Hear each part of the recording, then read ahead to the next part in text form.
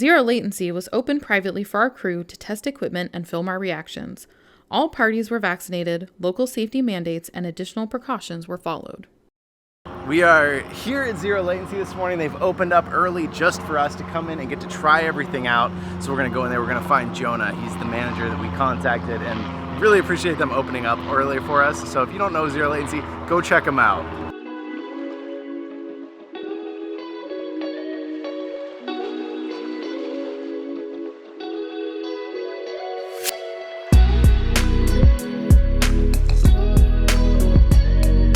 Good morning. Hi, good morning.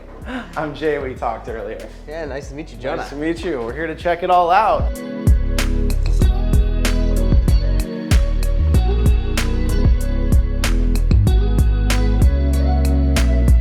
So we've got all different games. We have people that come in here. This is what a briefing room looks like. We kind of bring you into the space. We tell you how to play the game. We help you put on a backpack. And then right after that, we take you into the room. This is the actual arena where people will play. It's about 2,100 square feet. It's a little bit of a warehouse type space. You've got these high ceilings, all these different fixtures. The lines on the floor are actually one part just for tracking. That's what I figured out when we walked in. I was like, this is probably to help it see where we're at. Exactly. It's actually bigger than I expected.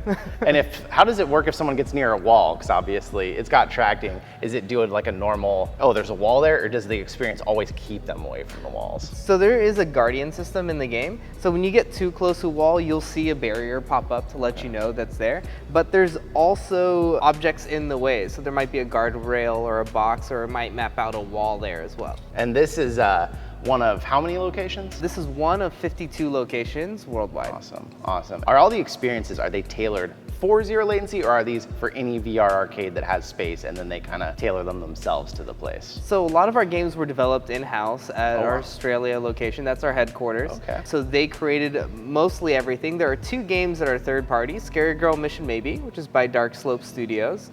So kind of a side story based off of the original game that came out for the very first Xbox. And then Ubisoft's Far Cry.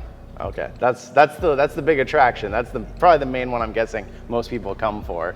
Is that what it seems like for you? Does everyone come here for that, or are they just here for everything? Well, people love zombies. So we've got a lot of people who come through for zombies. Outbreak Origins was our top selling game for a long time.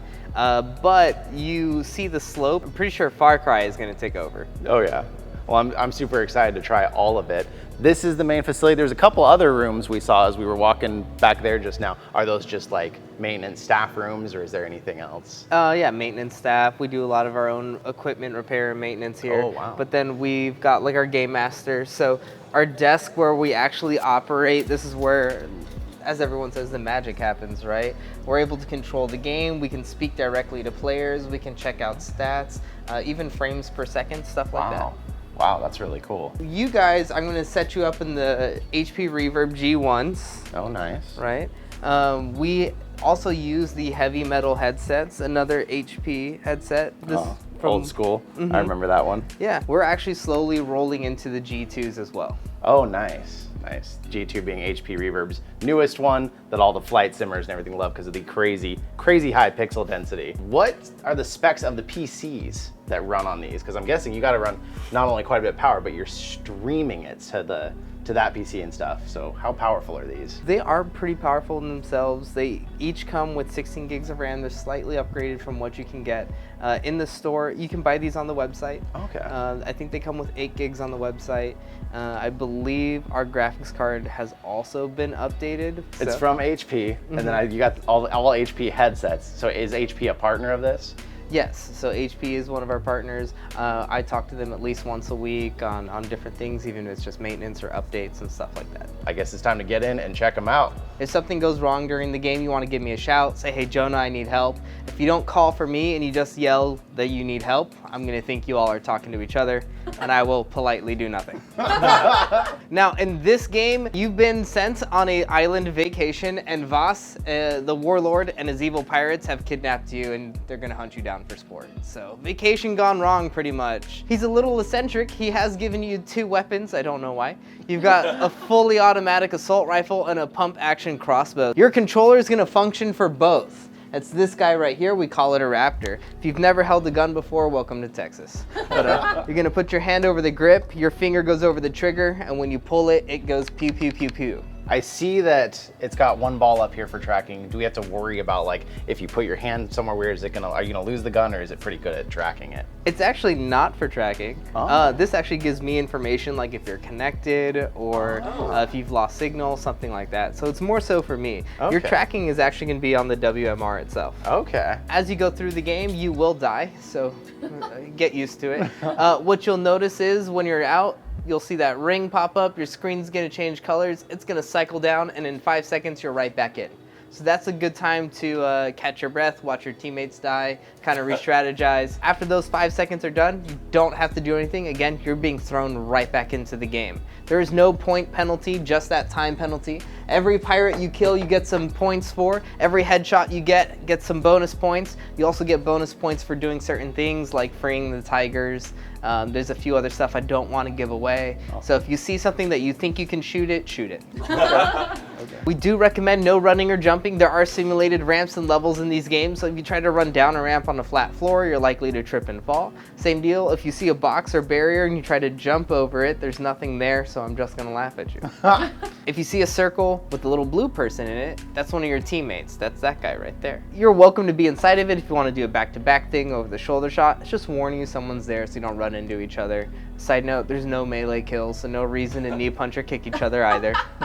Do people tend to ever get motion sick in this? Because Nat, she's a little more prone to it. So not with our system. The space is mapped out per step. So the distance that you're walking actually helps you travel in the game. And so we haven't had anyone get motion sickness. Wow, no one's ever gotten motion sick. No. That's not awesome. Not once. We've got some barf bags, we've never used them. The box is still sealed. Some of those things are even important, like when we set up your profiles, how tall you are is input into the system. So it even knows like what your character model looks like. Suit up? Yeah, let's suit up. Awesome.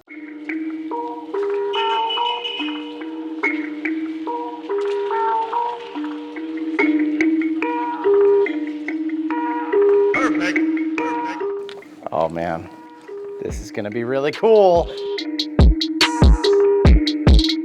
Go ahead and pull those visors down now.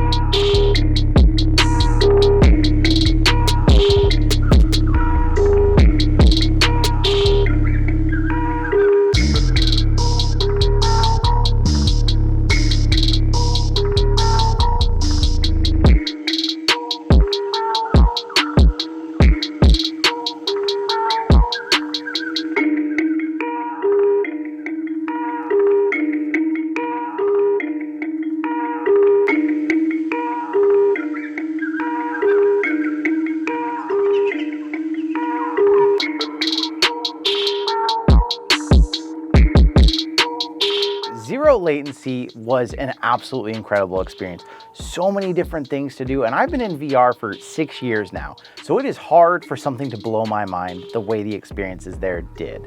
They had so many that you walked through and it really felt like you were in another world, and the fact that you were using your own free legs, there's nothing I can compare it to unless maybe you've had an open space where you can take an Oculus Quest 2 and really walk around and actually play a game with your actual legs instead of using the joysticks. It was incredible. You add that with the feeling of holding a real gun stock, it was amazing. Far Cry experience though was actually not one of my favorites by any means. If you're going to Zero Latency for the first time, I would recommend checking out maybe the competitive PvP Soul Raiders, maybe one of the zombie experiences, something different, because Far Cry was one of the prettiest, but it actually was not one of the most immersive. It had too many of the same mechanics over and over, you're just shooting people, fighting them off. So Far Cry wasn't my top experience, but overall, the Zero Latency experience is amazing. Check out their website, see if there's one near you, take a group of your friends. I highly recommend going and checking it out. I'll leave a link in the description of their website, but I wanna say thank you so much for spending some of your time here with us today. We had an amazing time in Texas. I'm happy to be home, but I can't wait to go back. I will see you in another reality.